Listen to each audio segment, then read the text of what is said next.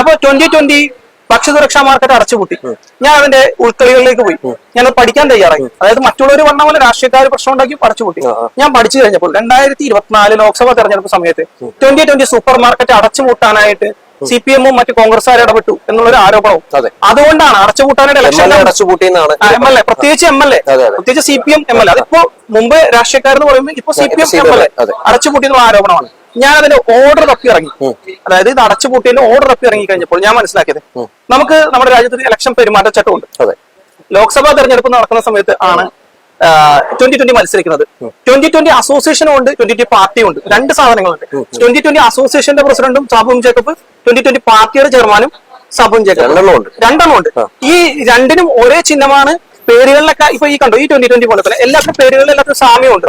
അതുകൊണ്ട് തന്നെ കഴിഞ്ഞ ഇലക്ഷൻ സമയത്ത് സാബുവും ജേക്കബ് പ്രഖ്യാപിക്കുകയാണ്, ഇവിടെ ഇത്ര ശതമാനം വിലക്കിഴിവിൽ ഞങ്ങൾ ഇവിടെ മരുന്ന് കൊടുക്കുന്നുണ്ട്, ഇത്ര ശതമാനം വിലക്കിഴിവിൽ ഞങ്ങൾ അരിയും സാമാനങ്ങളും കൊടുക്കുന്നുണ്ട്, അതുകൊണ്ട് തന്നെ ഞങ്ങൾക്ക് വോട്ട് ചെയ്യണമെന്ന് പറഞ്ഞു. അത് ഇലക്ഷൻ പെരുമാറ്റച്ചട്ടത്തിന് എതിരാണ്.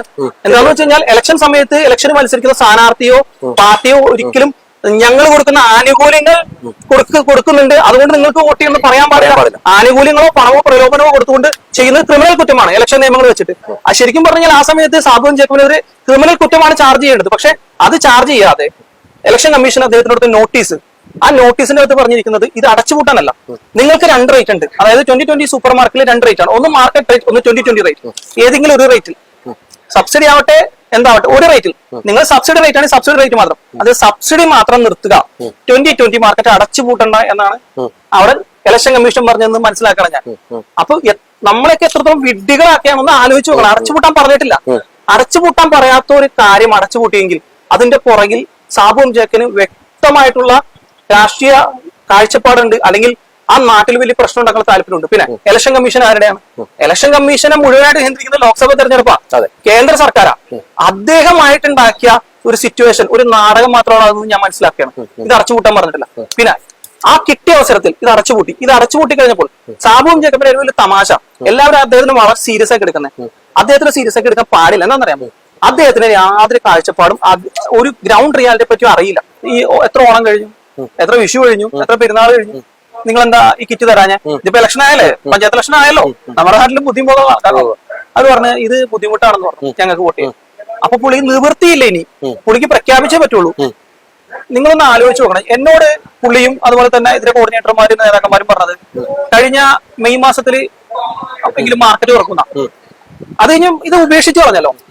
ഒരു സുപ്രഭാതത്തിൽ ഒരു കോർഡിനേറ്റർ പേഴ്സണലായിട്ട് സംസാരിക്കുമ്പോൾ പറയാണ്, സാബു സാർ അത് ക്ലീൻ ചെയ്ത് വൃത്തിയാക്കാൻ പറഞ്ഞിട്ടുണ്ട്, അവിടെ കിറ്റക്സിന്റെ പഴയ തുണിത്തരങ്ങളൊക്കെ ഡിസ്കൗണ്ട് റേറ്റിൽ കൊടുക്കാൻ പുള്ളി പറയണം. അപ്പൊ നിങ്ങൾ മാർക്കറ്റ് തുറക്കല്ലേ? അല്ല, മാർക്കറ്റ് തുറക്കുമ്പോൾ അത് തുറക്കും.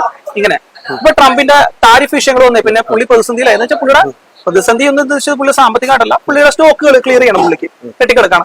പുള്ളി ഇപ്പോ ആ മാർക്കറ്റിൽ പുള്ളി ഇപ്പോ ആ സ്റ്റോക്ക് ക്ലിയർ ചെയ്തുകൊണ്ടിരിക്കുകയാണ്. അപ്പൊ സ്റ്റോക്ക് ക്ലിയറൻസ് കഴിഞ്ഞതിന് ശേഷം പുള്ളിക്ക് അത് തുറക്കാൻ പറ്റുള്ളൂ.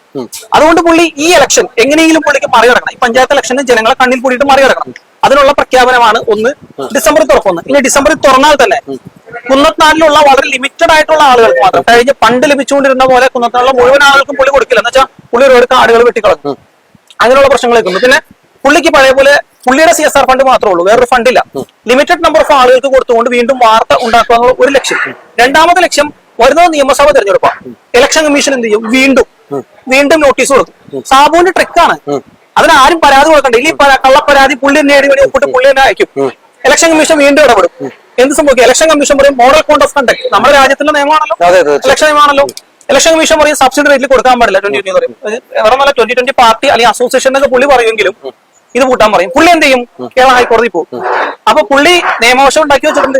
ഇത് അസോസിയേഷൻ ആണ്, പാർട്ടി അല്ല എന്നൊക്കെ പറഞ്ഞുകൊണ്ട് പുള്ളി ഒരു സ്റ്റേയോ കാര്യങ്ങളോ വാങ്ങിക്കാൻ പുള്ളിക്ക് അതൊരു രാഷ്ട്രീയ പ്രശ്നമാക്കാം. അതല്ലെങ്കിൽ അവരുടെ റോട്ടിൽ ആൾക്കാർ കുത്തിയിരുന്നുകൊണ്ട് ഇത് അടച്ചുകൂട്ടാം. ഞാൻ കേട്ടൊരു കാര്യം പുള്ളി പ്രസംഗത്തില്, മഴുവന്നൂർ പഞ്ചായത്ത് വടിയേരി കഴിച്ചു തുടങ്ങിയത് ഞാനിവിടെ 2020 മാർക്കറ്റിൽ കാർഡ് കൊടുത്തേക്കാണെന്ന് പറയുന്നത്. ഞാൻ ആലോചിക്കണം, എന്ത് മനുഷ്യനാ അങ്ങേര്. ഞാൻ എന്റെ അടുത്തിരിക്കുന്ന ആളെ ഞാൻ നോക്കിക്കൊണ്ടിരിക്കുകയാണ്. എന്നെ വിളിച്ച് 22 കയറി. ഞാൻ എന്നെ കൊണ്ട് കുഴി ചടിച്ചല്ലോ. പുള്ളി അടുത്ത കണക്ക് പറയണം. മഴുവന്നൂർ പഞ്ചായത്തിലുള്ള ആളുകൾ കഴിച്ച മത്സ്യം മാംസം അതിന്റെ കിലോ കണക്ക് പറയാണ്. അതുപോലെ തന്നെ മറ്റേ കുന്നത്നാട് പഞ്ചായത്ത് കഴിച്ച കിലോ മാംസം. മഴുവന്നൂർ പഞ്ചായത്ത് കുന്നത്നാട് പഞ്ചായത്തിലുള്ള പ്രവർത്തനത്തിൽ പുള്ളിക്ക് ഒരു തൃപ്തിയില്ല. പുള്ളിക്ക് ഇഷ്ടമല്ല. എന്ന് വെച്ചാൽ പുള്ളി ഉദ്ദേശിച്ച ഒരു കാര്യം അവിടെ നടന്നിട്ടില്ല. ഫണ്ട് മാറ്റി വെച്ചിട്ടില്ല അവര് അതിലെന്താന്ന് വെച്ച് കഴിഞ്ഞാൽ ഈ രണ്ട് പഞ്ചായത്തുകളിലും പ്രതിപക്ഷമുണ്ട്. അപ്പൊ പ്രതിപക്ഷ ഇടപെടൽ മൂലം പല കാര്യങ്ങളിലും 2020 രീതിക്ക് പോയില്ല. അതുപോലെ അവിടെ ഇരിക്കുന്ന പഞ്ചായത്ത് സെക്രട്ടറിമാർ ഇതിനൊന്നും അനുവദിച്ചില്ല. അതുകൊണ്ട് അവരോട് ഭയങ്കര ദേഷ്യമുണ്ട്. അതുകൊണ്ട് തന്നെ പുള്ളി ഇടക്കിടക്ക് മഴവന്നൂർ കുണ്ടനാട് പഞ്ചായത്തിലുള്ള ആളുകൾ വെച്ച ഭക്ഷണത്തിന്റെ കണക്ക് പറയും, മത്സ്യത്തിന്റെ മാംസത്തിന്റെ കണക്ക് വരും പുള്ളി പറയാം.